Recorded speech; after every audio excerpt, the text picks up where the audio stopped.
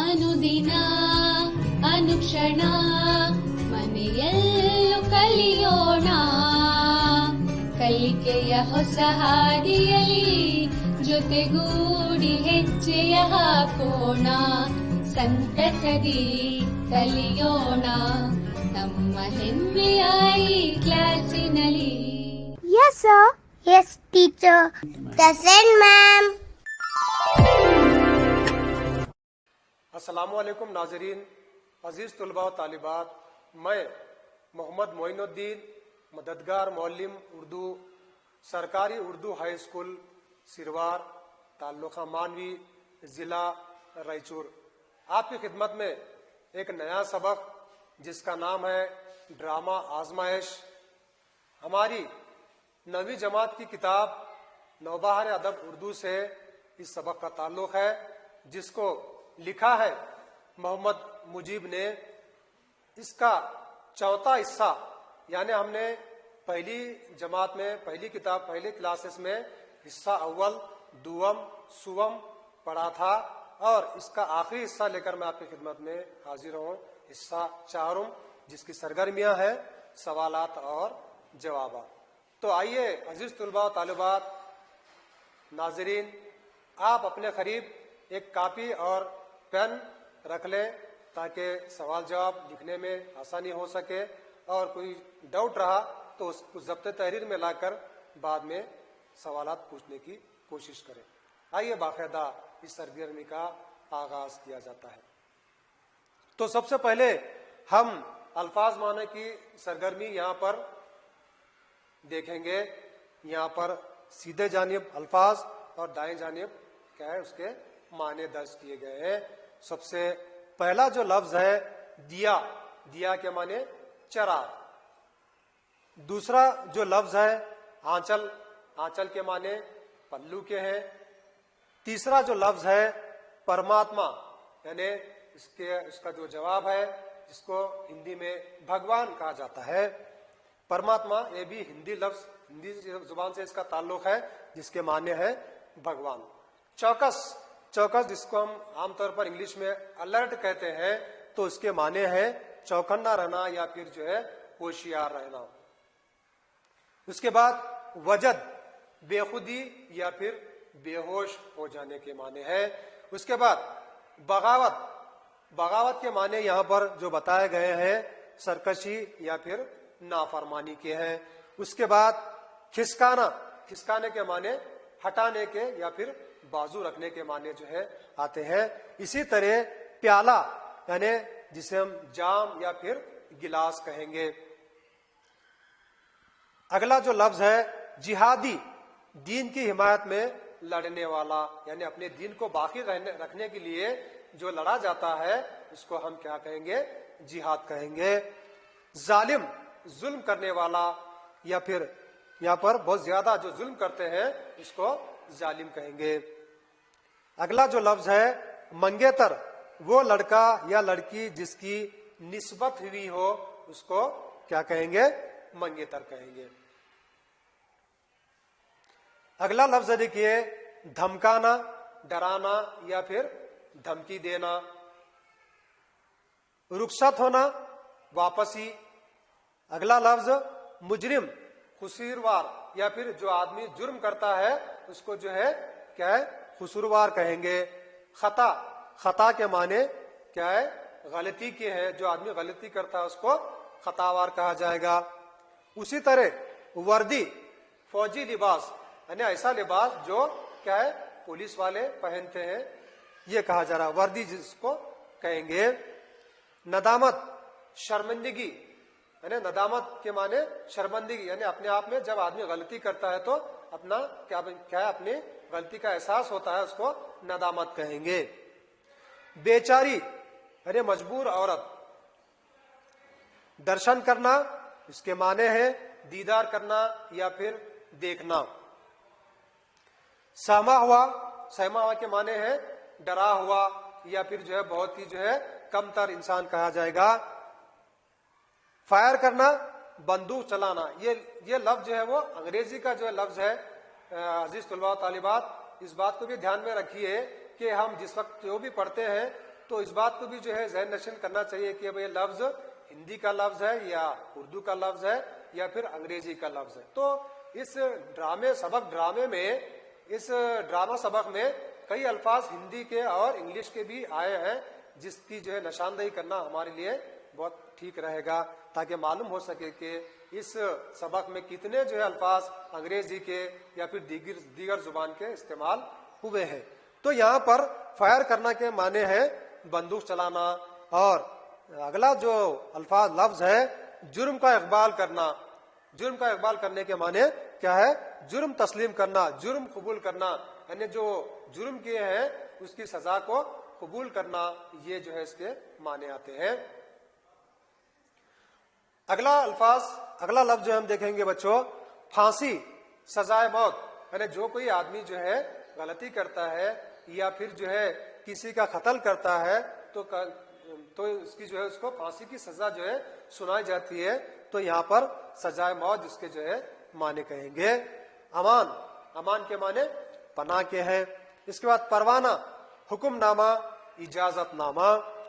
अगला लफ्ज संगीन के माने एक नोकदार हथियार जो बंदूक पर चढ़ाया जाता है। बंदूक जब चलाते हैं उसके सामने एक नोकदार जो है नुक्ता होता है ताकि उसको निशाना जो है लगाया जा सके, उसे कहेंगे संगीन।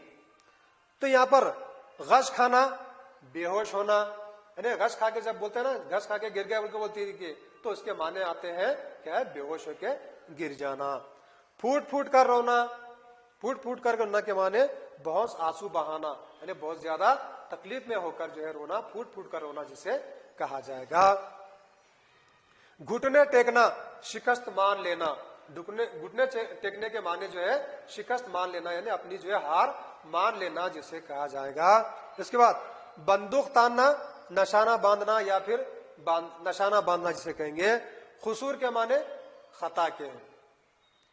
तो इसी तरह आइए बच्चों, इसके बाद हम सरगर्मी जो है देखेंगे यहाँ पर मुरक्कब अल्फाज की, जहां पर सबसे पहला जो लफ्ज है पंखा झुलना, यानी पंखा करना जिसे कहेंगे। दूसरा जो मुरक्कब लफ्ज है रूहान सी आवाज के माने आंसू भर लाने वाली आवाज, यानी बहुत दुख से जो आवाज निकलती है उसे कहेंगे रूहान सी आवाज। उसके बाद पहरेदार जिसके माने है चौकीदार, मुहाफिज, यानी घर के बाहर जो चौकीदार को जब लगाया जाता है घर की हिफाजत के लिए, उसको जो है पहरेदार भी कहा जाता है।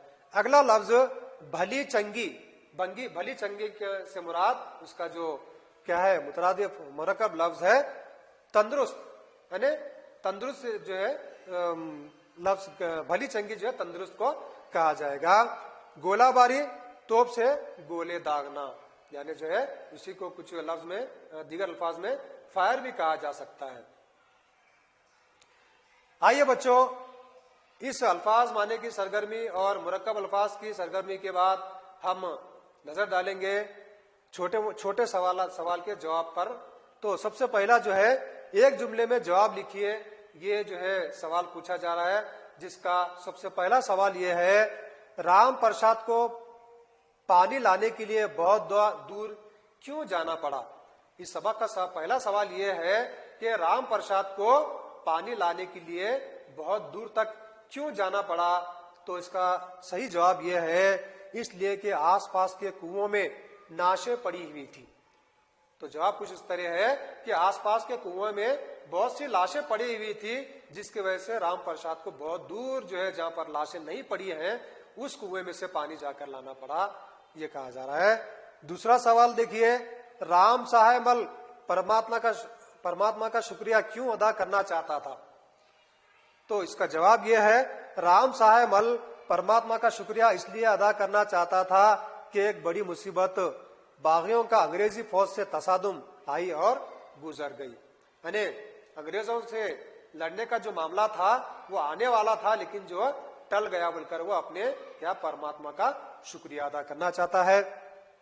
इसी के साथ तीसरा सवाल, राम साहेब मल अपनी बीवी को चौकस रहने के लिए क्यों कह रहा है। राम साहेब मल अपनी बीवी को चौकस रहने के लिए क्यों कह रहा है, ये सवाल जो है यहाँ पर इस सबक का पूछा जा रहा है।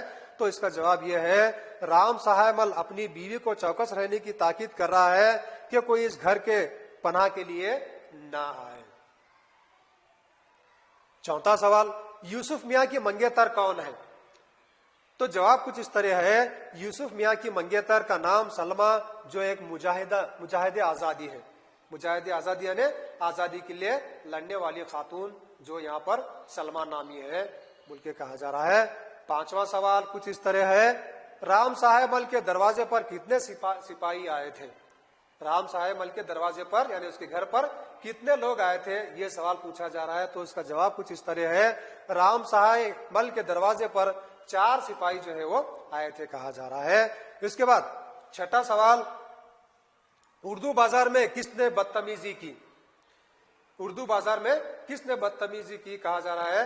तो इसका जवाब यह है, किसी गोरे ने उर्दू बाजार में एक हिंदुस्तानी औरत के साथ बदतमीजी की थी। गोरे से मुराद किसी अंग्रेज ने हमारी हिंदुस्तानी औरत पर जो है वो बदतमीजी की थी बोलकर ये इसका जवाब है। तो इसके बाद अजीज तलबा तालिबात नाजरीन, इस सबक के तफसीली जवाबात में से सबसे पहला सवाल हम ये देखेंगे, भागवती के मुताबिक बगावत में किन लोगों ने हिस्सा लिया था? भागवती के कहने के मुताबिक बगावत में किन लोगों ने हिस्सा लिया था ये कहा जा रहा है। तो इसका सही जो जवाब यहाँ पर है, बगावत में मुसलमानों और हिंदुओं दोनों ने हिस्सा लिया था। इनमें भागवती की पनाह में रानी किशन कंवर, यूसुफ मियाँ की मंगेतर सलमा, इसके अलावा लावारिस औरतें और भूखे प्यासे बच्चे भी थे, ये कहा जा रहा है। अगला सवाल जिसका ताल्लुक तफसीली जवाबात में से है, तफसीली सवालात के जवाबात में से है, मोर्चों पर सलमा ने किस तरह अंग्रेजों का मुकाबला किया? इस बात का जिक्र यहाँ पर हो रहा है। मोर्चा इसे कहेंगे जहां पर लड़ाई लड़ने की जो है वो जगह होती है। तो मोर्चों पर सलमा ने किस तरह अंग्रेजों का मुकाबला किया? तो सलमा मोर्चों पर लड़ी। इसने घरों की छतों पर से गोली चलाई और फिर वो जख्मी हो गई। रानी किशन कंवर ने जाने किस तरह सलमा को राम साहेब मल के घर पर पहुंचा दिया। यानी सलमा क्या है, बहुत डट कर जो है मुकाबला कर रही थी अंग्रेजों से, लेकिन वो बहुत ज्यादा जो है क्या है कमजोर हो गई थी। तो जो है वो सलमा को राम साहेब मल अपने घर पहुंचा देता है किसी तरह। इम्कान था कि वो मर जाएगी, लड़ते लड़ते वो इतनी जो है नईफ हो गई थी कि मालूम हो रहा था कि शायद वो मर जाएगी, लेकिन फिर भी वो डटकर मुकाबला करती रही, मगर भली चंगी हो गई। यानी इसके बावजूद भी वो क्या तंदुरुस्त थी बोल के ये कहा जा रहा है। और इस कोशिश में थी कि किस तरह निकलकर फिर बख्त खान की फौज में शामिल हो जाए। यानी अंग्रेजों के साथ लड़कर फिर वो बख्त खान की जो है फौज में वो जाना चाहती थी, ये इसकी ख्वाहिश थी। इस सिलसिले में तफसीली सवालात के जवाब में तीसरा सवाल कुछ इस तरह है कि उर्दू बाजार में क्या वाकया पेश आया? सबक में है कि भाई उर्दू बाजार में क्या वाकया जो है वो पेश आया था, यहाँ पर सवाल पूछा जा रहा है। तो इस सवाल का जवाब कुछ इस तरह है कि उर्दू बाजार में किसी गोरे से मुराद अंग्रेज ने, जिस वक्त हमारे अभी हिंदुस्तान आजाद नहीं हुआ था, उस वक्त जो है क्या है हम हिंदुस्तानियों पर बहुत ज्यादा जुल्म सितम हो रहा था। उसी का एक मंजर जहां पर उर्दू बाजार जिसे कहेंगे, जो दिल्ली में जो है वाक़ है। उर्दू बाजार में किसी गोरे ने एक औरत के साथ बदतमीजी की थी। यूसुफ मियाँ जो सलमा के मंगेतर थे, इन्होंने इस गोरे को जान से मार दिया। यानी यूसुफ मियाँ देखते हैं कि उर्दू बाजार में हम हिंदुस्तानी औरत पर किसके जरिए जुल्म हो रहा है, अंग्रेज के जरिए। तो यूसुफ मियाँ को ये देखा नहीं जाता, इसीलिए अंग्रेज को वो क्या है खत्म कर देते हैं, मार डालते हैं। दूसरी, कई लोग तो पकड़े गए लेकिन यूसुफ मियाँ हाथ ना आए। तो जैसे ये हंगामा बर्पा हो जाता है तो तमाम लोगों को गिरफ्तार किया जाता है, किसके जरिए, अंग्रेजों के जरिए। तो दूसरे लोग उसमें के गिरफ्तार हो जाते हैं, लेकिन यूसुफ मियाँ वहां से निकलने में कामयाब हो जाते हैं। सुना गया कि वो आखिरी वक्त तक लड़ते रहे। इस बात का भी जिक्र किया जा रहा है यूसुफ मियां आखिरी दम तक जो है वो अंग्रेजों के साथ मुकाबला करते रहे। चौथा सवाल कुछ इस तरह है, देखिए, सिपाहियों ने सलमा और किशन कुंवर को किस तरह अपनी गिरफ्त में ले लिया। इस बात का भी जिक्र हो रहा है कि सिपाहियों ने सलमा और किशन कुंवर को किस तरह अपने गिरफ्त में लिया। तो जवाब कुछ तफसीली इस तरह से है। 4 सिपाही राम साहे मल के घर पर आकर तलाशी लेना चाहते थे। राम साहे मल के दरवाजे पर, उसके घर पर 4 लोग आते हैं। किसके घर से? इनके घर की तलाशी लेने के घर से। जब इनकी बीवी भागवती दरवाजे पर जाकर बताना चाहती है कि यहाँ कोई नहीं है, तब वो सिपाही इसको संगीनों के साये में लाकर अंदर पूछताछ करते हैं। तो जैसे ही जो सलमा यानी इसके भागवती कहती है कि यहाँ पर कोई छुपा नहीं है, तो वो चारों आदमी अंदर घर में घुस आते हैं और तमाम के तमाम लोगों को जो है वो जो अंदर घर में छुपे होते हैं उनको बाहर निकालते हैं। और इतने में सलमा और किशन कुंवर खुद सामने आ जाते हैं। सिपाही इनको मार डालने का ड्रामा करते हैं। बाद में बताते हैं कि वो खुद बख्त खान की आदमी है, आपको ले जाने आए हैं। इस बात का भी जिक्र हो रहा है कि भाई हम भी जो है बख्त खान की जो है सिपाही हैं और तुमको यहाँ से ले जाने के लिए आए हैं, ये कहा जा रहा है। जिस तरह बागियों को ले जाया जाता है, इन लोगों को रस्सियों से बांधकर ले चले जाते हैं। जिस तरह बगावत करने वालों को बागियों को ले जाते हैं, उसी तरह उनको रस्सी से बांधकर ये चारों सिपाही उनको ले चले जाते हैं। 5वां सवाल देखिए, पहले सिपाही ने अपनी खता की माफी मांगते हुए क्या माजरा सुनाया। तो जवाब कुछ इस तरह है। पहले सिपाही ने इंतहाई नदामत के साथ यानी बहुत ही शर्मिंदगी के साथ कहता है, क्या कहता है, देखिए, कहा कि हम आप लोगों को तकलीफ देना नहीं चाहते थे। सिपाही कह रहे हैं कि भाई आप लोगों को हम तकलीफ देना नहीं चाहते थे, हमें जनरल बख्त खान की अंग्रेजी फौज की वर्दियां पहनाकर भिजवाया है कि आपको जल्द से जल्द तलाश करके इनके पास पहुंचा दे। कह रहे हैं कि भाई हम भी बख्त खान के ही जो है फौजी हैं और तुमको इस अंदाज से लाने के लिए बख्त खान ही भेजा है, इसलिए हम तुमको इस तरह से ले जा रहे हैं, ये कहा जा रहा है। तफसीली जवाबात को सिलसिला जारी रखते हुए इसका 6ठा सवाल कुछ इस तरह देखिए, सलमा और किशन कुंवर को कैदी बनाकर पहला सिपाही शहर से बाहर क्यों ले जाना चाहता था। सवाल एक मरतबा फिर से सुनिए ताकि सवाल किस नवियत का पूछा जा रहा है मालूम हो सके और जवाब लिखने में हमको आसानी हो सके। सवाल कुछ इस तरह है, सलमा और किशन कुंवर को कैदी बनाकर पहला सिपाही शहर से बाहर क्यों ले जाना चाहता था। तो इसका जवाब कुछ इस तरह है, इन सिपाहियों को खुद जनरल बख्त खान बागियों के कमांडर के भेजा था।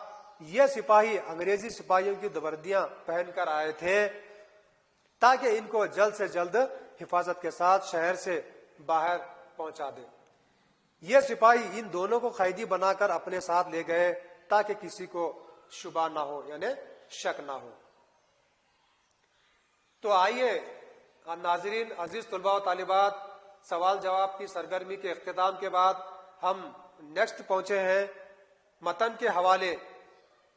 जो यहाँ पर सबसे पहला सवाल है, मतन के हवाले से वजाहत कीजिए। इसमें सबसे पहला सवाल है कि हम आ गए हैं, हमें जो सजा चाहे दे दो। तो इस सबक में जो जुमले होते हैं उसको यहाँ पर जो है उसके सवाल के तौर पर पूछा जाता है, उसको मतन के हवाले कहा जाता है। याद रखिए, लिखने का तरीक़ाकार कुछ इस तरह है, ये हवाला यानी ये जुमला, ड्रामा, सबक, आजमाइश जो मोहम्मद मुजीब का तहरीर करदा है इससे लिया गया है। यानी ऐसा भी लिख सकते हैं, ये जुमला, सबक, ड्रामा, आजमाइश से लिया गया है जिसके लिखने वाले मोहम्मद मुजीब हैं। जब सिपाही राम साहे मल और इसकी बीवी भागवती को जान से मारने की धमकियां दे रहे थे तो सलमा और किशन कुंवर जो छुपी हुई थी सिपाहियों के सामने आ जाती हैं और इन सिपाहियों से कहती हैं कि हम आ गए हैं, हमें जो सजा चाहे दे दो। तो मतन के हवाले से दूसरा जो सवाल इस तरह है, बेगुनाहों का खून करना तो तुम्हारा काम ही है। अरे सबक में ये जुमला जो है बयान किया गया है कि भाई ये कहा जा रहा है कि भाई बेगुनाहों का खून करना तो तुम्हारा काम ही है। तो इसका जवाब कुछ इस तरह है, ये जवाब, ये हवाला यानी ये ड्रामा आजमाइश जो मोहम्मद मुजीब का तहरीर करता है, इससे लिया गया है। सिपाही सलमा और किशन कोवर की तलाश में सेठ साहब और इनकी बीवी भागवती को डरा धमका रहे थे, तो दोनों खवातीन सामने आ गई और कहने लगी कि सेठ राम सहाय और इनकी बीवी बेकसूर है, तुम हमें गिरफ्तार कर सकते हो, शहर में हजारों आदमी हैं, पहचानते हैं। मजीद तस्दीक के लिए एक सिपाही कहने लगा, तुमको लेकर बाहर जाएंगे, इसके दौरान असल मुजरिम निकल जाएंगे। तब सलमा ने इससे कहा कि तुम्हारी मर्जी, बेगुनाहों का खून करना तो तुम्हारा काम ही है। तो इस सबक का जो अल्फाज है, बेगुनाहों का खून करना तुम्हारा काम ही है, तो ये जो जुमला सबक ड्रामा आजमाइश से लिया गया है, जिसको ये तफसील जो है इन्होंने कौन, भागवती कहती है।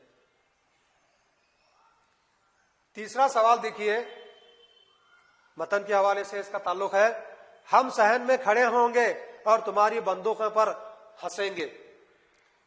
तो इसका जवाब कुछ इस तरह है, ये जुमला यानी ये तहरीर जो ऊपर बताई गई है, ड्रामा आजमाइश से ली गई है, जिसके तहरीर करने वाले मोहम्मद मुजीब हैं, इससे लिया गया है। जब सिपाहियों ने सलमा और किशन कुंवर को मारने के लिए बंदूकें तान ली और उनको हुक्म दिया कि वो दीवार से लगकर खड़ी हो जाएं, जो जवाब में सलमा ने बहादुराना जवाब दिया कि हम दीवार से लगकर क्यों खड़े हों, हम सहन में खड़े होंगे और तुम्हारी बंदूकों पर हंसेंगे। यानी इतनी बहादुरी की बात जो है ये खातून जो है कह रही है।